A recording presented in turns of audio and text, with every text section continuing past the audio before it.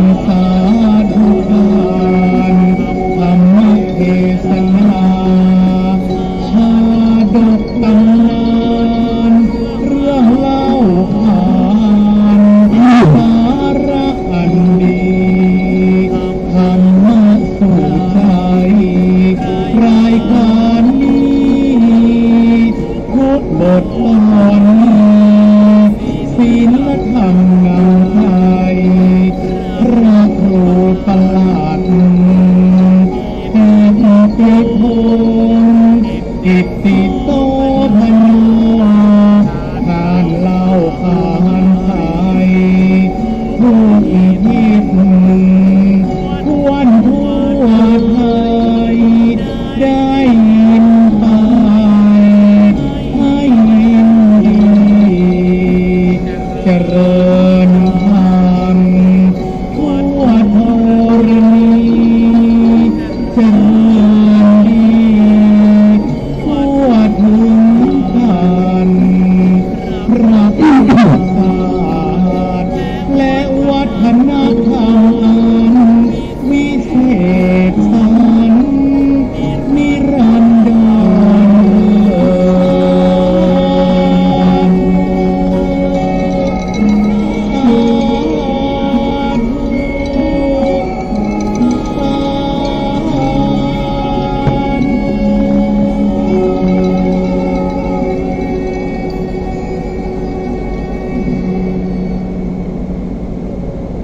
ธรรมะสู่ใจยามเที่ยงวันมาแล้วเสียงดังเจ้าเจ้ามาแล้วเสียงธรรมธรรมะสาระย่อมบลาหลังธรรมะสาระย่อมบลาหลังขอเชิญชวนฟังศรัทธาทุกท่านทุกคนทุกตนทุกคนเมื่อกราบนมัสการถวายความเคารพหลวงพ่อพระธรรมเสนาบดีรองเจ้าคณะภาค7เจ้าวาดวัดพระบรมธาตุเจ้าดอยสุเทพราชวรวิหารพระสงฆ์พระมหาเถรานุเถระครูบาอาจารย์เจ้าจุตนจุเอ็นจุรูปเจริญพรเจริญธรรมธรรมะสวัสดีกับพระครูวันลบนามมงคลท่านผู้อำนวยการขึ้นวิทยุเพื่อพระพุทธศาสนาและวัฒนธรรมFM 96.0 ในความอุปถัมภ์ดูแลมูลนิธิพระบรมธาตุเจ้าดอยสุเทพกราบขอบพระคุณในร่วมบารมีของท่านเจ้าพระมหาประสิทธิ์ประสาธิโกผู้รับสัญญาณดึงสัญญาณจาก Facebook Live KIT TI PONG กิตติพงศ์ KIT TI PONG กิตติโสพโนในโอกาสวันนี้ก็จะได้รับฟังรายการธรรมะเพื่อชีวิตของบรรดาศรัทธาญาติโยมอุบาสกอุบาสิกาทุกคนทุกท่านในโอกาสที่จะได้รับฟังรายการธรรมะเพื่อสันติภาพในโอกาสแบบนี้นั้นก็ศรัทธาและท่านทั้งหลายก็จะได้รับฟังพระธรรมเทศนาเป็นเมือง เรื่องตัวกวุฒิเนื่องจากว่าวันนี้ทางคณะกรรมการเจ้าภาพอันใหม่มีตั้งเมื่อพอกันพร้อมครอบครัวชัยวงศ์ได้มาเป็นเจ้าภาพเป็นเจ้าสภาในวาระโอกาสที่เป็นวันคล้ายวันเกิดของต้นก็จะได้มีการรับฟังพระธรรมเทศนาที่ว่าโลกาวุฒิสูตรเพื่อเป็นกุศลและเจตนาของท่านเจ้าภาพในวาระโอกาสที่เราต้องทั้งหลายก็จะได้เป็นบุญ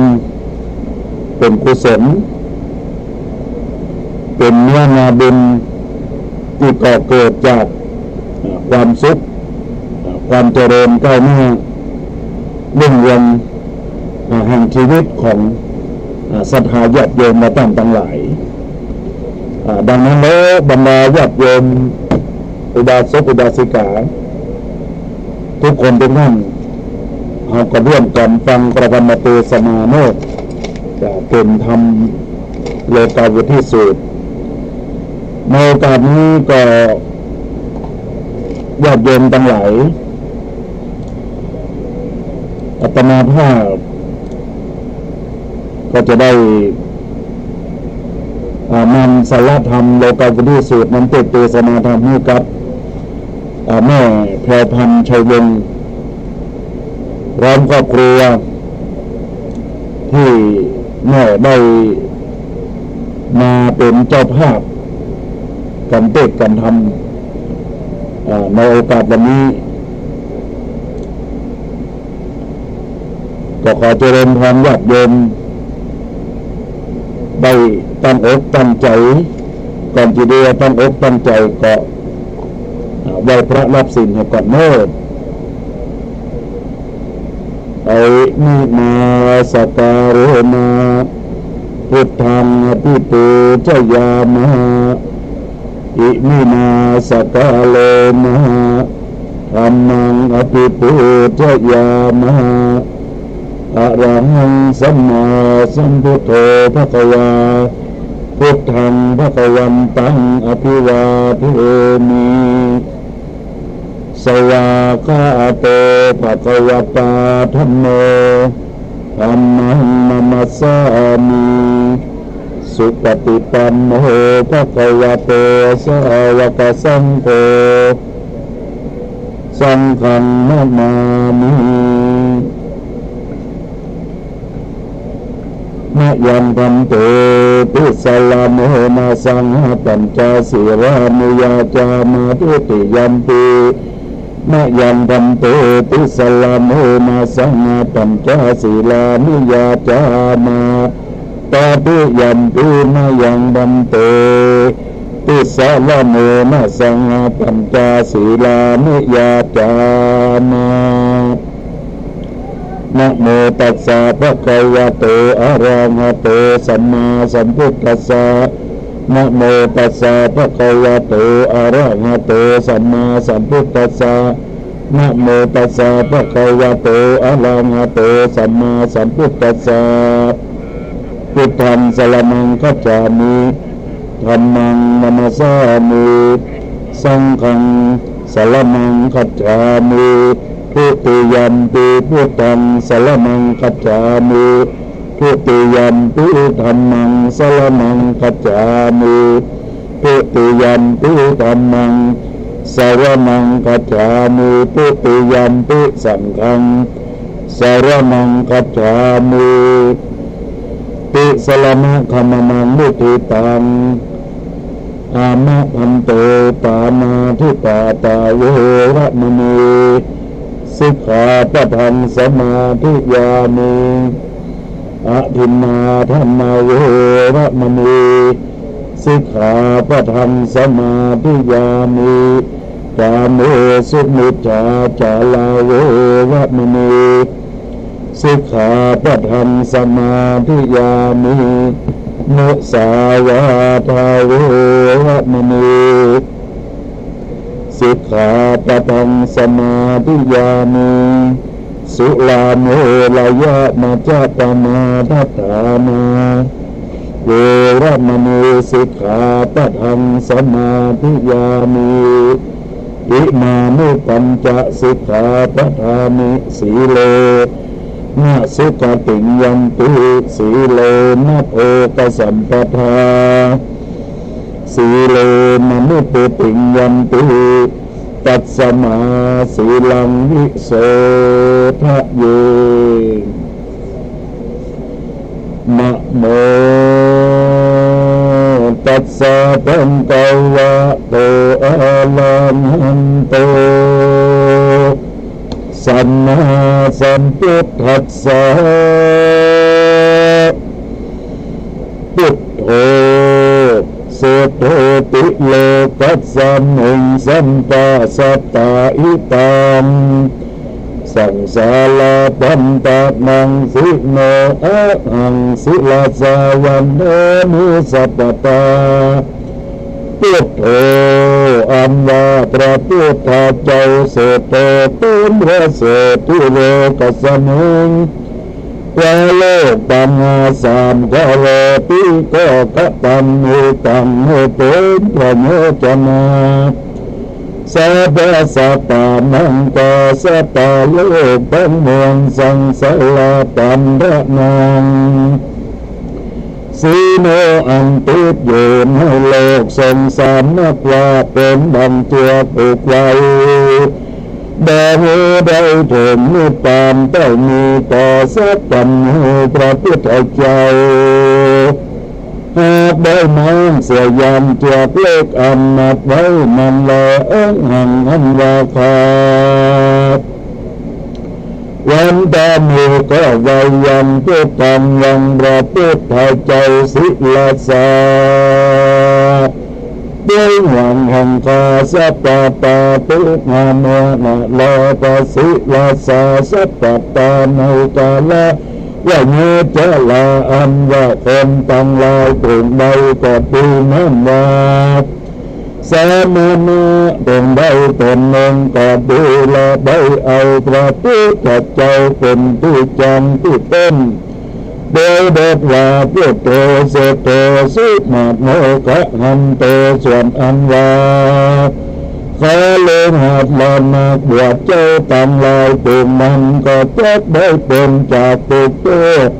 ตั้งลายในปัจจุบันนาอันต่อมาปันตาและอานาคตา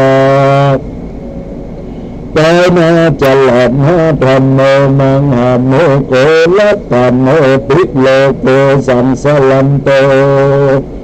ปิตาลายุสัลลนาภาวะธรรมโมอันว่าพระสัพพมันเจ้าอันได้ตนหนึ่ง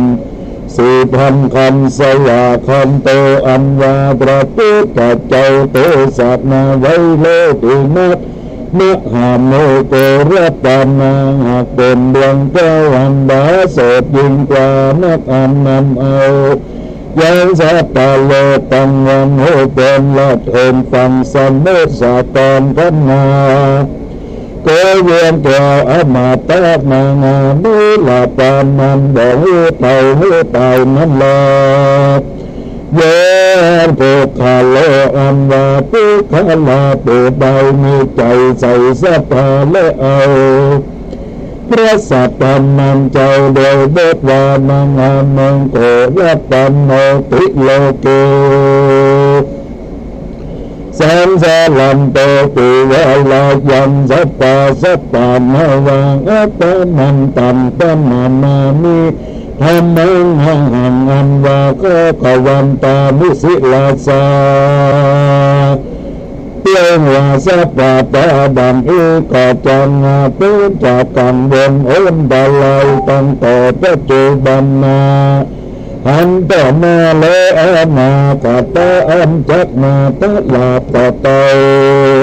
โตมุตันเจ้าโตบิลูบายาจะหลอดมาสังโฆวิสุทโธ วะลาภกินโยสัมพุทธาลิโยสัพพะมลาภูอิโนปุโนหิสเมนุปัตโตอามาสาวเวตัมปนามามิสังฆังสังโฆอาปะมันตัมปนามามิธรรมังอังอันวาคาวันตามิสิลาสาสัพพตาบันอุไปใจก็จะเพิ่มจากตังเดิมเอ็มตะไลตั้งต่อปัจจุบันนะอันนี้และอานาคตะไปนามตลาดต่อไปทองนิปันเจ้าเตบิลีบยาเจเลนาสังโฆวิสุโตวรตะกินโยสันติภะลิโยสัพพะมาลาปายิโนปุโนหิสัมมุติปัตโตอานาสาวเวตัมปันนามามิสังฆังสังโฆอันวาสังฆเจ้าอันบริสุทธิ์ประกอบด้วยศีลสมาธิปัญญาเป็นสัพพะตะแห่งพระพุทธเจ้าและเมอะหังต่อสังฆังยังพระสังฆเจ้าตามแล้วจะมาอันว่าคนตั้งหลายคนได้เลิกฟังธรรมคำสอนของพระพุทธเจ้าถือว่าโลกวุฒิสุขจักสำเร็จที่เป็นดีเขาของเงินคำจะแหวนสังสินแจ้งมามุนนันตีนักจะลอเตจนาอันยากคนตามลายปุ่มนั้นก็จะประกอบไปโดยอริยธรรมตั้งเจ็ดประการเทวาสัพพะธรรมังสีระธรรมังวิริธรรมังเอตตะธรรมังสุตตะธรรมังจัตตะธรรมังปัญญาธรรมังเอตธรรมังอันว่าเขาของพวกนี้ละมีแก่ปุคละปูใดก็จักหักจักสัมมิธิแก่ปุคละปูนั้นโยปุคโลอันว่าปุคละปูใดได้ใจใส่สัตตาเดือนภาเสเดือนนี้ก็จะบ้านหันจักมีอายุหินสัมสัพพวจักจะลอตุโตโสโตปิโลกัสสมิงยะติตังสุขังโลเกปัจจคัมโมภวิสัตติสัตตะโตนะพุทธาโลนามายังสวนาสุตังอิโลตุกลาปุตาได้กล่าวว่ายะติตังมากว่าอียันตังตุกะโลอันว่าตุกะละปุตามีใจโศกสามประการมีปัญติตาโยนาโลอันวัตุกลาปุนานก็จะพาสามวิถีไม่แก้วกุณเจ้าสามประการแต่เป็นพระปริยธรรมดวงดาวเศษอันนี้ให้ใบตนโศกก็จะใบเต็มจากพยากรรมเดินโอมตาลายโลกะเวทิสุดนั่นว่าจักมีลมเข้าของเงินกันสันตันที่ก็จักมังมนเป็นเต้าได้อยู่ดีเมื่อสุกันเจวละภาษาเสนาไปใจตั้งต่อปัจจุบันนะถ้าราต่อเต่าเนื้อหลับตามอันว่าทำโลกวุฒิดวงบาเสนีอันนับปาเจ้าตามมาแล้วหากเอาออกมาต่อในพระอภิธรรมปิตกะวิก็เพื่อเปิดยังคนต่างหลายมกตันบังเกิดด้วยใบเนื้ออ้นตาลายตั้งหลายในหมกในโลกวุฒิสุดอันนี้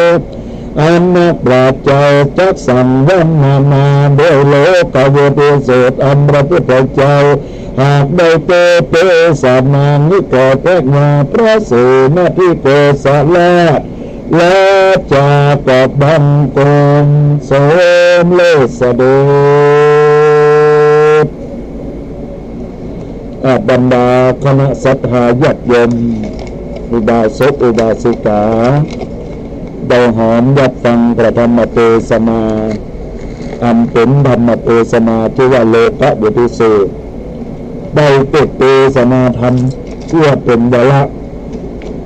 ตื่นราสภาญาติโยมอันใหม่มีเจ้าภาพแม่ตัวปันพร้อมครอบครัวชัยวงศ์ได้นำบุญอุทิศกุศลนี้ไปหาผู้เกิดไม่เกิดเจ้ากรรมหมอนายเวรก็ขอให้เป็นบุญเป็นกุศลติดตามติดตามตัวตนของราสภาญาติโยม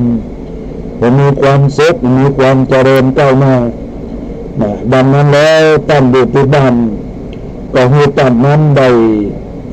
รับฟังพระธรรมเทศนาแล้วก็ได้ทำการในโอกาสที่เรียกว่าฮับปอนอันเป็นมงคลแห่งชีวิตของมุลาศรัทธาญาติโยมเราตั้งหลายอันเกิดบารมีมาพร้อมกันนั้นแล้วก็จะได้รับฟังตอนแล้วก็จะได้สรุปทำหลังจากที่เป็นไปแล้วเมื่อตั้งอกตั้งใจญาติน้ำมาตามเมื่อยะถาวาริวหาปุราปาริปุเรนติสากะลังเอวะเมวะอิโตทินังเตตานังอุปกปติอิทิตังปฏิตังตุมหังปะโมวะชนีจตุสัพเพปุเรนตุสังกปาจันโดกนัลโสยะถามณีโชติยะโสยะถาอิมินาบุปาลาจะตานังจตุปัจจัยไตยะวัตุตานัตตังตานังอุติสะตานังนิปานัตตัจโยหันตุโมติจันติละอาจารย์ในวันนี้ก็หาเป็นบันดีสลีสุขมังคาระอันผาเสดนั้นเด็ดยิ่งแต่วันและงานตั้งหลายแบบนี้มามีประดามุลาสดาเมื่อเดียวกันชัยวงพร้อมครอบครัวโดยมาน้ำแต่เงินตะวายตาม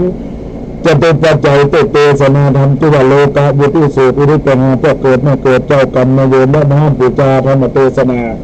อันชื่อว่าโลกาบุติสุอุริปัญหาก็เกิดไม่เกิดเจ้ากรรมนายเวรเตบุตโตราชติเจ้าจางเจ้าดินเจ้าแดนเจ้าหอเจ้าเงินเจ้าบ้านเจ้าจอมในที่กาแต่ละวันนี้อย่างนี้แล้วก็ขอให้เป็นบุญเป็นกุศลให้ท่านทั้งหลายได้อยู่เย็นเป็นสุขอายุมั่นขวัญยืนปราศจากทุกโศกโรคภัยไข้เจ็บอย่าได้มีสิ่งใดมากั้นมากายนั้นมันจึงจะมีตั้งแต่ดีใจทุกวันใจยะมังกลังใจยะมหาลาภังใจยะสถีพระวันตุโตสปีติโยวิวัจโตสัพพะโลโกวินาศโตมาโตจันตะระโยสุขีปิกายุโตอภิวาทานาสีริสัมจังวัฏฏาปจายโนจตาโลธรรมาวัฏันติอายุวันโนสุขังกะลังในเวลาโอกาสที่มุลาศรัทธาญาติโยมสาธุชนพุทธบริษัททั้งหลายได้รับฟังพระธรรมเทศนาอันชื่อว่าทำโลกวุฒิเลอะจบลงไปแล้ว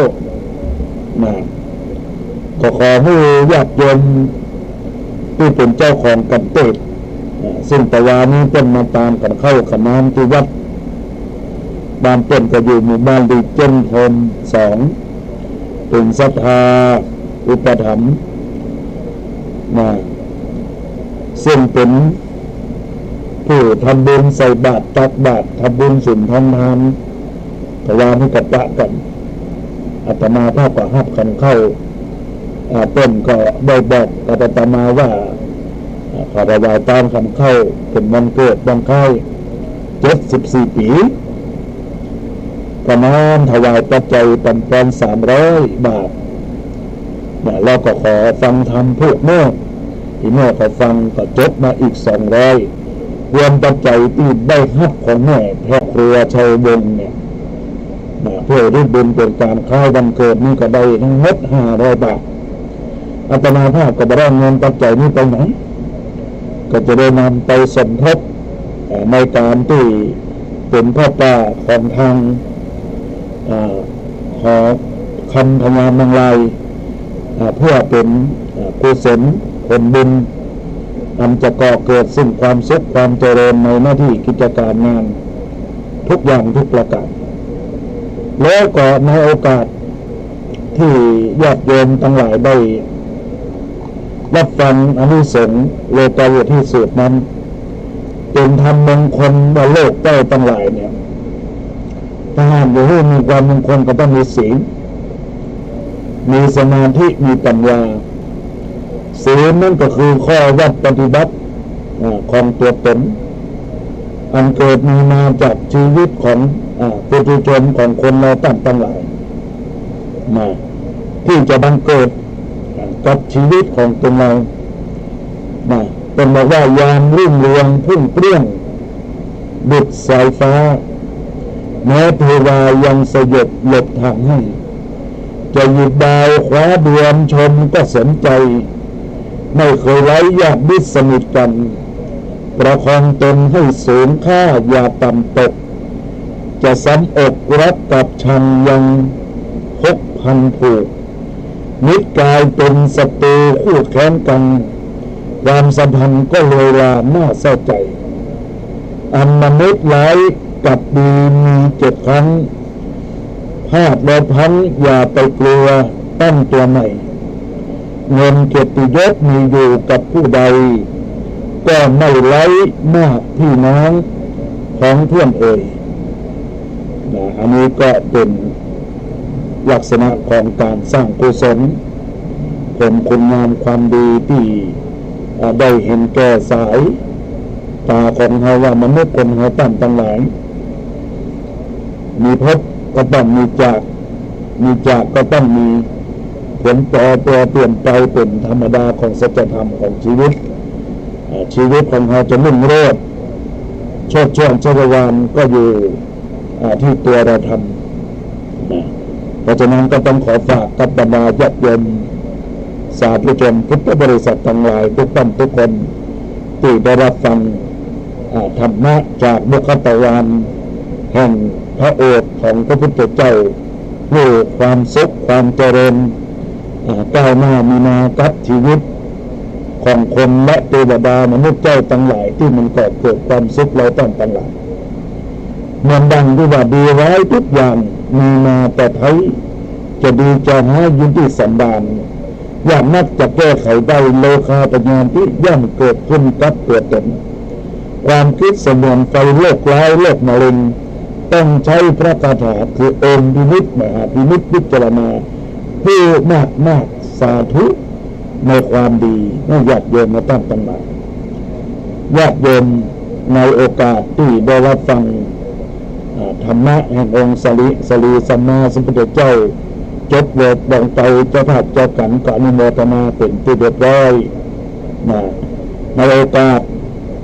วันนี้เราก็จะได้พบกันในวาระ2 รอบ2 รอบด้วยกันคือรอบเที่ยงถึงบ่ายโมงแล้วก็บ่าย3 ถึง 4 โมงวันนี้ก็มีคณะนักเรียนจากโรงเรียนสายเยาวรัฐเทศบาลเมืองแกนพัฒนาตำบลเมืองแกนตำบลอินทขินอำเภอแม่แตงจังหวัดเชียงใหม่ได้มาเป็นหาว่าได้มาอบรมพัฒนาจิตใจให้เกิดความสุขความเจริญได้มารุ่งเรืองแห่งชีวิตประสิทธิ์พรความดีแล้วก็ได้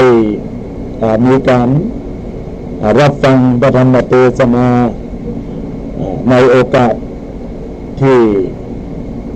ได้มีการมาวัดปฏิบัติก็จะมีพระธรรม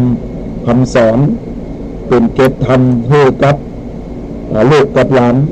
เยาวชนทั้งหลายที่ได้มาบังเกิดขึ้นกับชีวิตของคนเราแล้วก็ชีวิตของคนเราจะผ่านพ้นไปได้ก็คือชีวิตที่มาบังเกิดแล้วก็ทำให้ชีวิตของคนเรานั้นมี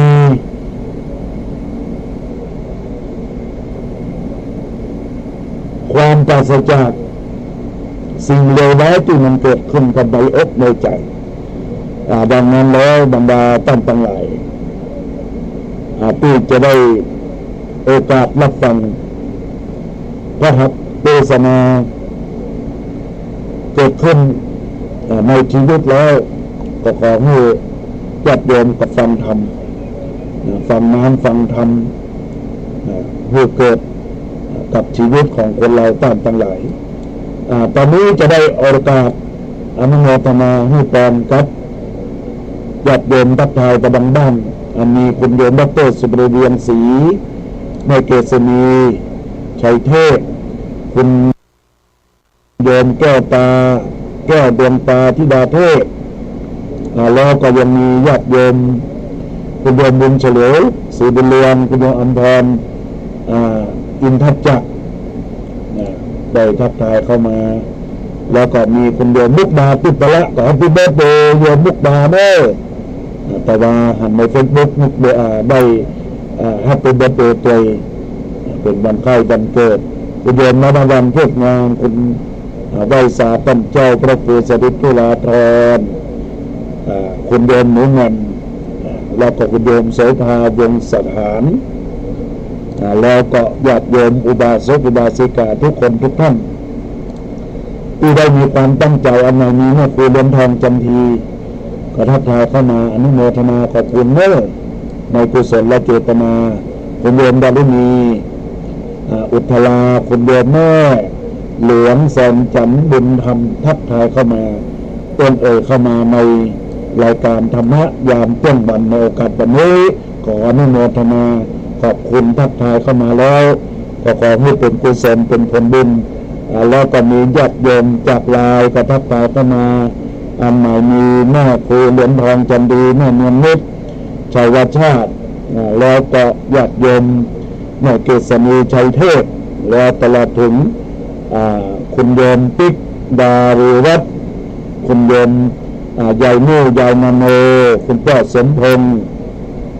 ผู้เจริญและญาติโยมกดไลค์กดแชร์เข้ามาในโอกาสนี้ก็อนุโมทนาขอบคุณญาติโยมท่านใดก็จะเปิดสายหน้าในทักทายเข้ามาเมื่อญาติโยมรู้สึกว่าเสียงเป็นใบข้อหาก็จะได้บอกกล่าวกับบรรดาญาติโยมอุบาสกอุบาสิกาจะได้ปรับปรุงในส่วนของตัวตนเรียกว่าใน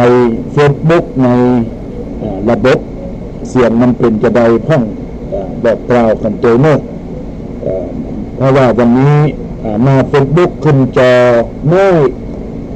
เราก็แบบคุ้นเคยคุณเพื่อนมันตัวใหญ่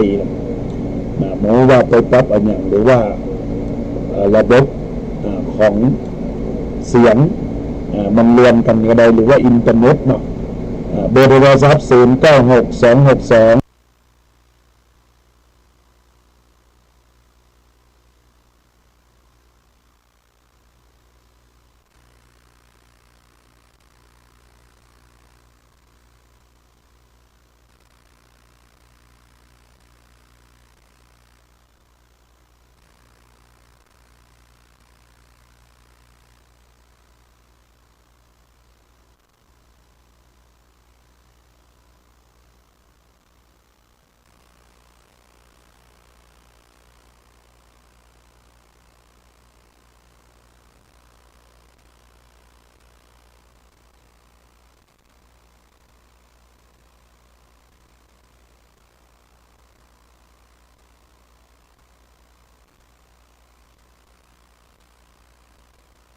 มีการต้อนรับ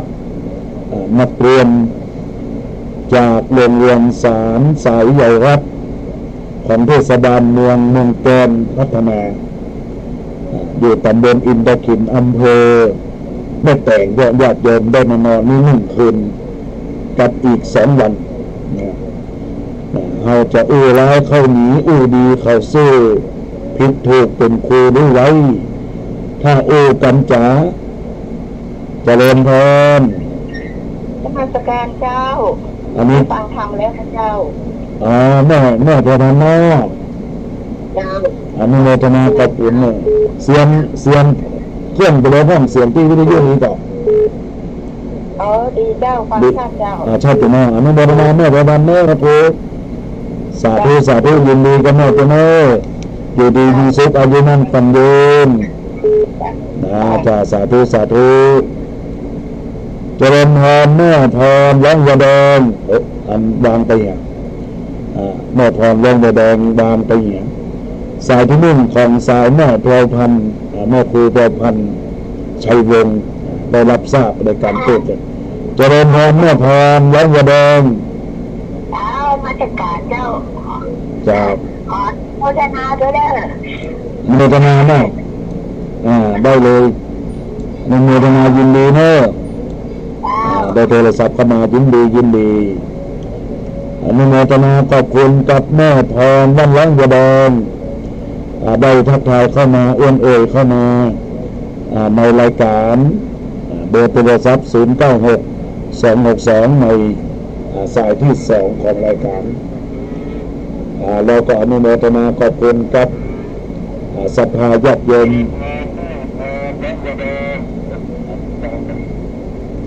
ในโอกาสนี้เนอะโทรศัพท์เบอร์โทรศัพท์0962629694โดยทักทายเข้ามาได้เมื่อญาติโยมในโอกาสนี้เป็นสายที่3เจริญพรพระพรกันเด้อนมัสการครับผมแฟนพันธุ์แท้ครับอนุโมทนาขอบคุณตัวเน้อทักทายเข้ามาเอื้อนเอ่ยครับมันไม่ค่อยชัดเลยจ้ะแต่ชัดจัดไม่ค่อยชัดครับมันยังได้หูมันดังมันคุ้มไปเลยครับอันจ้ะเดี๋ยวปรับปรุงเนาะอนุโมทนาขอบคุณเน้อยอดเยินโอ้มันตั้งใจท่านนะครับยินดีอนุโมทนาขอบคุณเน้อครับอันนี้ก็แปรเพลินพันแท้อนุโมทนาขอบคุณเน้อยอดเยินเสียงว่าแต่ชัดดีกว่า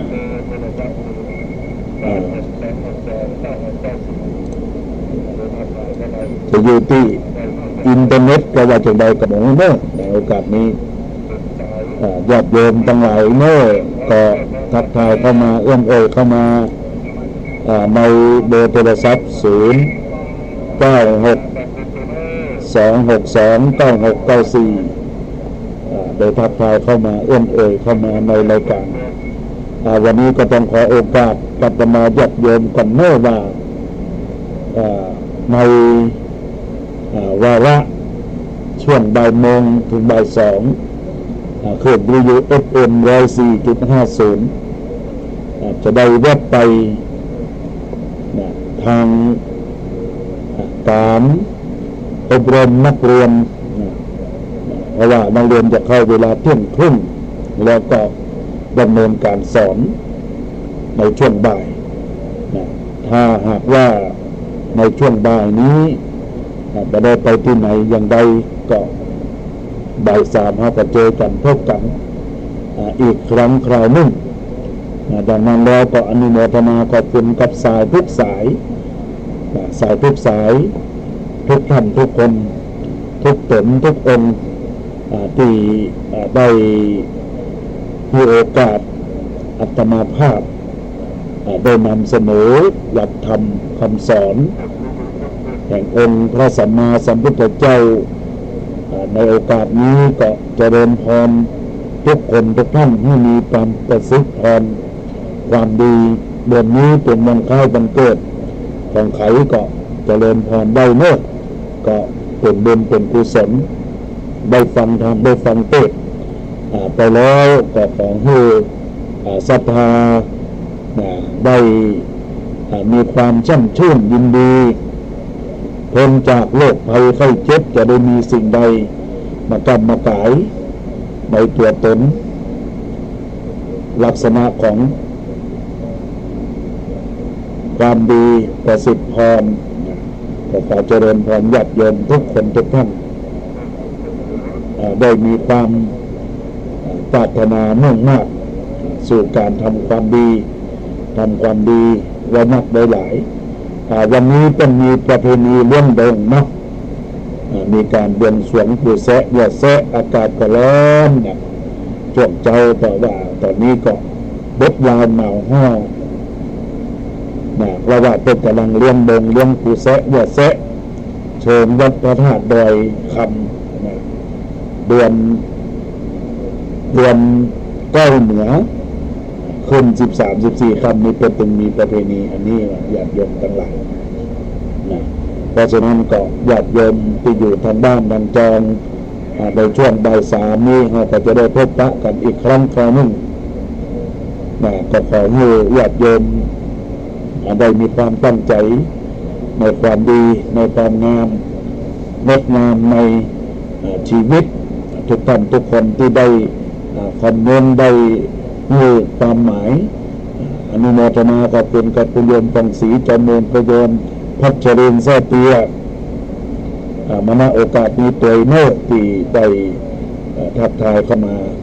ในรายการโอกาสนี้ก็จะได้ทักทายขอบคุณกับญาติโยมอุบาสกอุบาสิกาทุกคนทุกท่านที่ได้รับฟังรายการธรรมะวันนี้เป็นเวลายามเที่ยงวันเป็นเวลายามเที่ยงวันศรัทธาก็จะละบลืมเข้ามาฟังงานฟังธรรมฟังเทศน์ฟังธรรมในช่วงบ่ายสามอาตมาภาพก็คงจะติดตัวเข้ามาจัดรายการหรือว่าเมื่อฟังรายการแล้วญาติโยมก็ให้มีจิตใจแจ่มชื่นเหมือนดังคำกล่าวว่าธรรมะสู่ใจเพื่อสันติภาพรายการธรรมะได้มาพบปะญาติโยมตั้งหลายเป็นประจำหลายสถานีแน่นายศรัทธาตั้งหลายเพื่อมาสาระดีๆคำสอนพระโลกฟ้าองค์พระสัมมาสัมพุทธเจ้าฟังแล้วเข้าใจมดใสสดยะปฏิบัติได้หักดียิ่งปฏิบัติปราศจากทุกขีมีความสุขทุกขีสะสางความดีมดใสเลื่อนเกี่ยงมดใสเลื่อนเกี่ยงแต่ได้มีสายเข้ามาเจริญพรแม่สงละคำแก้วของรัฐท่านตั้งใจก้าวมันเพียงเลยรัฐเป็นโซ่โซ่ซาซาเนี่ยโซโซซาซาอีกเหรอดาวก็หมอค่อยท่านตั้งใจมันให้จะดาวไม่เป็นกำลังใจให้ดาวจะอนุโมทนาขอบคุณกับแม่ตัวเน้อสารธรรมสารดีพบปะกันในห่วงเวลาช่วงบ่ายสามอีกครั้งหนึ่งจากอนุโมทนาขอบคุณเน้ออนุโมทนากับสายที่สี่แม่ขันแก้วแสงล่าเป็นรัฐได้ทักทายเข้ามาเอ่ยเข้ามาในรายการเพื่อเป็นกุศลและเจตนาอันเกิดจากจิตจากใจของเราทั้งหลายทุกท่านทุกคนทุกท่านที่ได้รับฟังธรรมะแห่งองค์สรีสัมมาสัมพุทธเจ้าเมื่อได้บอกได้กล่าวมีเกิดเมื่อได้รับสิ่งดีงามงดงามแห่งความดีในโอกาสนี้ก็อนุโมทนาเจริญพรกับทุกคนทุกท่านตอนนี้ก็เจริญพรญาติโยมเมื่อท่านใดอยากจะโทรศัพท์เข้ามาทักทายเอ่ยในรายการติดเบอร์โทรศัพท์096-262-9694 ก็เจริญพรสายต่อไปในโอกาสนี้ก็เจริญพรญาติโยมทุกคนทุกท่านดูตันใดก็มีความมุ่งมากมีความปรารถนาคิดดีทำดีพูดดีปฏิบัติดีบารมีก็จักบังเกิดกับในชีวิตวิถีทางของเราตั้งหลายก็ขอให้ทุกคนทุกท่านที่รับฟังรายการธรรมะในเวลานี้มีความอิ่มเอิบปิติยินดีกับชีวิตที่มาบังเกิดกับตัวตนของเราก็ขอเจริญพรญาติโยมทุกคนทุกท่านได้มีความตั้งใจดีงามงดงามก็ขอให้ชีวิตประสิทธิ์พรเจริญพรกับคุณโยมพินทองเข้าโต๊ะได้ทักทายเข้ามาในรายการขอให้เป็นบุญเป็นกุศลกับทุกคนทุกท่านณโอกาสนี้อาตมาภาพก็จะขอจากลารายการเพื่อจ้ากันในเวลาบ่าย3 โมงอีกครั้งคราวหนึ่งสุดท้ายนี้ก็ขอให้มีความสุขมีความเจริญก้าวหน้ามีความรุ่งเรืองเป็นจากทุกโศกโรคภัยไข้เจ็บจะได้มีสิ่งใดมากรรมการนั้นไม่ถึงจะมีย่อมได้ดีอายุวันโนสุขังพลังโน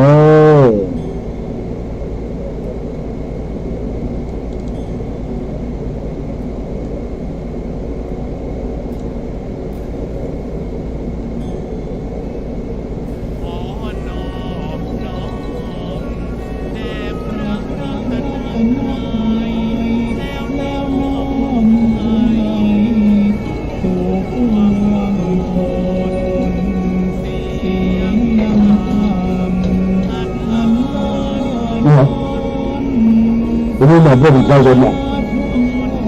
เนี่ยเนาะดูเพื่อนเพื่อนเนี่ยนั่นแหละก็เนี่ยคนของใครก็สลามเนี่ยแต่สองชั้นเลยค่ะชั้นตัว